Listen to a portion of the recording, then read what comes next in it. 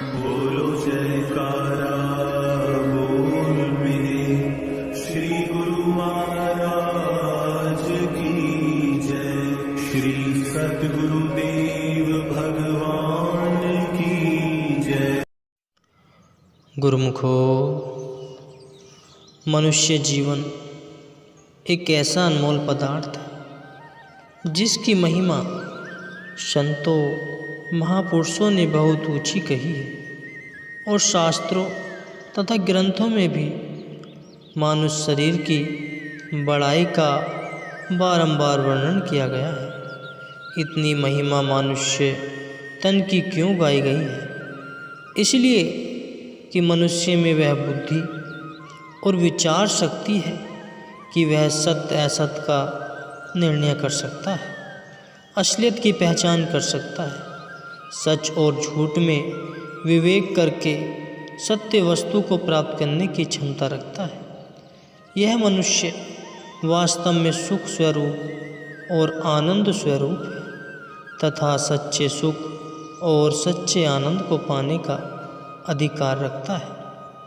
अन्य योनियों में यह अधिकार और यह बड़ाई नहीं है। गुरुमुखो, अब जरा विचार किया जाए कि सत्पुरुषों, शास्त्रों और ग्रंथों ने तो मानुष तन की इतनी बड़ी महिमा और उपमा करते हुए उसे सच्चे सुख और सच्चे आनंद का भंडार बतलाया है। मगर जरा संसार में नज़र घुमाए करके देखा जाए कि जनसाधारण किस हालत में जिंदगी गुजार रहे हैं, वे सुखी हैं अथवा दुखी। उत्तर यही मिलता है कि आमतौर पर जीव संसार में दुखी है। तब यह कितने दुख की बात है कि ऐसा अनमोल और सुंदर तन पाकर तथा सुख स्वरूप और आनंद स्वरूप होता हुआ भी जीव शोक, चिंता, फिक्र, गम, अंदेशे आदि का शिकार बना रहे अथवा दुखी और परेशान रहे। गुरुमुखो, अब प्रश्न यह है कि जीव सुख स्वरूप और आनंद स्वरूप होकर भी क्यों संसार में दुखी जीवन व्यतीत कर रहा है? इसका कारण यह है कि जीव के कर्म ही उल्टे हैं तथा जैसे कर्म होंगे वैसा ही जीवन में बदलाव आएगा। कुदरत ने तो मनुष्य को विवेक, बुद्धि और विचार शक्ति बख्शी है, इसलिए कि वह सत्य असत्य की परख कर सके और असत्य को त्याग कर सत्य वस्तु को ग्रहण करे। मगर ये वही जीव बुद्धि व उल्टे मार्ग पर चलने लगे तो वह मनुष्य के लिए दुख का कारण बन गई। कुछ कुसंगति के कारण और कुछ मायावी पदार्थों में बुद्धि आसक्त होने के कारण मोहमाया के पर्दे बुद्धि पर चढ़ गए तथा अब यह जीव असलियत की पहचान नहीं कर सकता। अपने अंदर में सुख शांति का भरा भंडार रखते हुए भी जीव खुद दुखी है और उसे चिंता, फिक्र, गम, अंदेशे, कल्पना आदि ने घेर रखा है। यह सब दुख भरी हालत बुद्धि पर माया के पर्दे चढ़ जाने के कारण हो रही है। मिसाल के तौर पर जिस प्रकार एक लालटेन जल रहा है, अगर उसकी चिमनी यानी शीशे पर मैल चढ़ी हुई है तो लालटेन की रोशनी मालूम नहीं देगी। अब लालटेन जलता हुआ भी रोशनी नहीं दे रहा। इसका कारण यह नहीं कि उसमें रोशनी नहीं है, न रोशनी तो उसमें मौजूद है, मगर शीशे पर मैल या स्याही चढ़ चुकी है। उसका शीशा सफाई का मोहताज है। उसे साफ करने या दूसरे शब्दों में मैल के पर्दों को दूर करने की ज़रूरत है। जब तक ये महल की तय या गिलाफ दूर न हो जाए तब तक रोशनी उसमें होते हुए भी अंधेरा है। यही हालत मनुष्य की भी है कि बुद्धि पर मोह माया का आसक्ति के गहरे पर्दे गिलाफ चढ़े होने के कारण आनंद स्वरूप और सुख स्वरूप होता हुआ भी दुखी है। अब क्या करना है कि महापुरुषों के विचारानुसार संतों सत्पुरुषों की संगति से और उसके उपदेशों से उन पर अमल करके इस मैल को दूर करना है। पहले 24 घंटे वृत्ति मायावी विचारों के साथ टकराती रहती है और उसी के प्रभाव क्षमा होते रहते हैं और उसी के प्रभाव जमा होते रहते हैं। लालटेन के शीशे पर मैल क्यों चढ़ी? इसलिए कि उसकी हालात की तरफ ध्यान नहीं दिया गया, उसे ऐसी हालात में रहने दिया गया कि उस पर मैल चढ़ी या स्याही चढ़ी चली गई। इसी प्रकार बुद्धि में भी माया के मलिन संस्कार जमा होते रहते हैं और जन्मों से हो रहे हैं। जिस तरह शीशे की सफाई का ख्याल नहीं रखा गया और उसकी हालत इतनी ख़राब हो गई कि अब लालटेन की रोशनी उसके अंदर चढ़ जाती है और अंदर ही रह जाती है। इसी प्रकार ही बुद्धि पर या सुरती व तवज्जो पर मैल की तह जम चुकी है। अब उन्हें साफ करने की ज़रूरत है। गुरुमुखों, एक वस्त्र है जिस पर मैल चढ़ गई है। कारण क्या कि उसे धोया नहीं गया। उसके अंदर सफ़ेदी या उजलापन तो मौजूद है, उसका उजलापन कहीं गया नहीं, फ़कत मैल की तय चढ़ चुकी है। चाहे जिस तरह की भी चढ़ी हो, मैल उस पर चढ़ी हुई है। अब जब तक उसे धोया और साफ ना किया जाए, उसके अंदर की सफ़ेदी और उजलापन कैसे प्रकट हो? कपड़ा फटा हुआ भी नहीं, पुराना भी नहीं हुआ, उसमें दुर्गंध पैदा करने वाला प्रभाव भी नहीं है। लेकिन अब मैल की तय चढ़ी होने के कारण उसमें दुर्गंध आ गई है।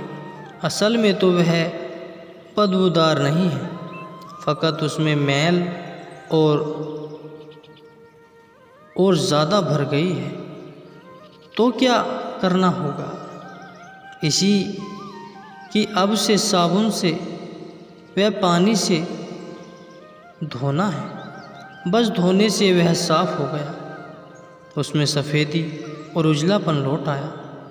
यह उजलापन और सफ़ेदी कहीं बाहर से नहीं लाई गई, बल्कि उसी के अंदर मौजूद थी।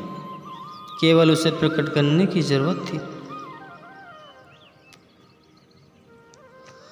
एक दिया सलाई है, उस पर मिसालें मौजूद हैं, उसे हाथ में ले लो। क्या वह खुद ब खुद रोशन हो जाएगी? नहीं, वह रोशन होने के लिए दूसरे मिसाल से रगड़ खाने की मोहताज है। उसके दूसरे पूड़े पर जो मिसाल मौजूद है, उसके साथ रगड़ खाए बिना वह रोशन नहीं हो सकती।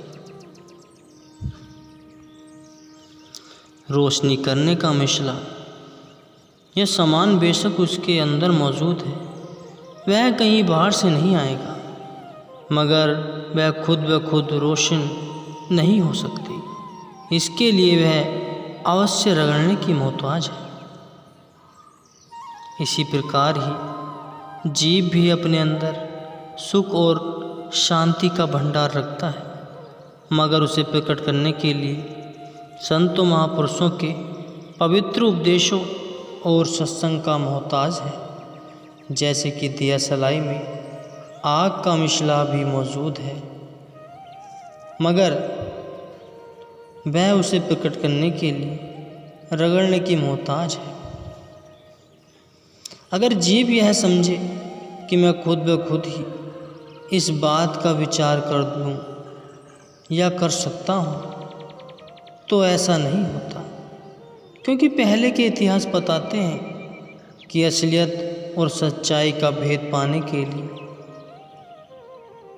मुआ मामले में जीव को संतों का सत्संग करने, उनकी राय लेने, उनका वचन मानने और उनकी रहनुमाई में काम करने की ज़रूरत हमेशा और हर युग में रही है। गुरुमुखों, इस प्रकार की जो कार्रवाई होती है उसे गुरुमति कहते हैं, मगर जब अपने मन के ख्याल के अनुसार बुद्धि फैसला करती है तो उसका नाम मनमति है, और वह बिल्कुल गलत है। जो कोई अपने ख्याल और अपनी बुद्धि पर फैसला देता है, संत कहते हैं वह गलती पर है, वह गलती पर है नहीं। पहले अपने ख्यालों की परख कराएं कि ख्याल ठीक है अथवा नहीं। पहले ख्याल से कोई फैसला करे कि मेरा सोना खरा है तो कोई सच नहीं मानेगा, जब तक कि शरफ की कसौटी पर उस सोने को परखा नहीं जाता और वह कसौटी पर खरा नहीं उतरता।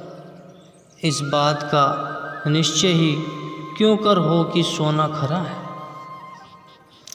इसी प्रकार ही अपने विचार और अपने मन के ख्याल गलत है, क्योंकि मन के अनुसार जितनी भी कार्रवाई है वह सब मनमति है, और मनमति कभी ठीक रास्ते पर नहीं ले जा सकती। संतों का वचन है, गुरु की मति तू ले ही याने, भक्ति बिना बहु डूबे सियाने। गुरुमुखों, ये तो सत्पुरुषों के वचन हैं, महापुरुषों की वाणी जो उपदेश कर रही है, इस पर विचार करना है। महापुरुष कह रहे हैं कि भक्ति की प्राप्ति के लिए गुरुमति को धारण करने की जरूरत है। किसी मामले को तैयार करना है तो जो कुछ फैसला इंसान अपनी समझ और अपने ख्याल से करे, क्या सच माना जाएगा? नहीं, बल्कि जो हाई कोर्ट का फैसला होगा वही ठीक माना जाएगा। इसी प्रकार ही महापुरुषों के फैसले तो दूर के फैसले हैं, संसारी जीव की बुद्धि पर फैसला नहीं। महापुरुषों की वाणी जो फैसला देती है, उनके पवित्र उपदेशों के अनुसार जो बात है, जो उनके पवित्र वचन है, अगर इनके मुताबिक जीव कार्यवाही करता है तब तो ठीक है, नहीं तो सब गलत है। अपने ख्यालों के अनुसार चलकर जो जीव काम, क्रोध, लोभ, मोह, अहंकार आदि के धोखे में पड़ा हुआ है, ये पांचों अपना काम कर रहे हैं और जीव को धोखे में भटकाते हैं। बहुतु श्यापन जम का भयु व्यापे, अनिक जतन करी त्रसन्ना थापे। जबकि जीव की अपनी बुद्धि भी काम, क्रोध, लोभ, मोह, अहंकार और काल माया के अधीन है, तथा ऐसी बुद्धि असलियत की परख पहचान कर सके कि योग्य नहीं है, तब फिर हकीकत की खबर कैसे मिले? परख किस तरह हो और दुख तथा बंधन से आज़ाद क्यों कर हो? ऐसी हालत में मनुष्य संत सद्गुरु के वचन का सहारा ले, तब तो काम बने। अपनी सुरती को महापुरुषों के वचनों से मिलाए। इसी को ही भक्ति कहते हैं कि संतों सद्गुरुओं के वचन अनुसार अपने जीवन को बनाए, उनके वाक्यों पर बारंबार विचार करें, उनके उपदेशों के अनुसार मार्ग इख्तियार करें और संतों की वाणी का दृढ़ अभ्यास करे, यही भक्ति है। गुरुमुखों, सबने आमतौर पर सुना होगा कि राजा गोपीचंद एक महान चक्रवर्ती सम्राट थे। माता के उपदेश और संतों के सत्संग से उसे संसार से वैराग्य हो गया। तब वह योगी बनकर सिद्ध योनियों की मंडली में शामिल हुआ। संतों की संगति करके शब्द अभ्यास की कमाई करने लगा। भक्ति की कमाई करने वाले और सत्संगी पुरुष के लिए वैसी खुराक की भी ज़रूरत होती है जिस प्रकार का किसी को काम करना हो, उसी प्रकार के मसाले और सामान की ज़रूरत भी पड़ती है। इसी प्रकार सत्संगी को महापुरुषों के वचन की रहनुमाई की ज़रूरत है। संयोगवश श्री बाबा नानक देव जी रमते हुए उधर पहाड़ी पर जा निकले जहाँ पर सिद्ध मंडली रहा करती थी। वहाँ तपस्वी गोपीचंद का मिलाप श्री नानक देव जी से स्वाभाविक हो गया। उसने इन प्रसिद्ध महापुरुष से कुछ एक प्रश्न किया जिनका वर्णन जन्म साखी में आया है। वे प्रश्न इस प्रकार थे। संसार में सच्चा ज्ञानी कौन है और सच्चा ध्यानी कौन है? तीर्थों का स्नान करने वाला किसे जाना चाहिए? निर्मल कौन है और मैला कौन है? वह क्या वस्तु है जिसकी सहायता से जीव सत्य मार्ग पर चल सकता है?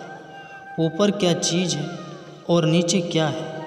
किस युक्ति अथवा साधन से घट में ज्योति जलाई जा सकती है? राजा गोपीचंद कहते हैं, हे तपीश्वर नानक देव जी, सुनो कि वह कौन सा जाप है जो रसना को सदैव जपते रहना चाहिए।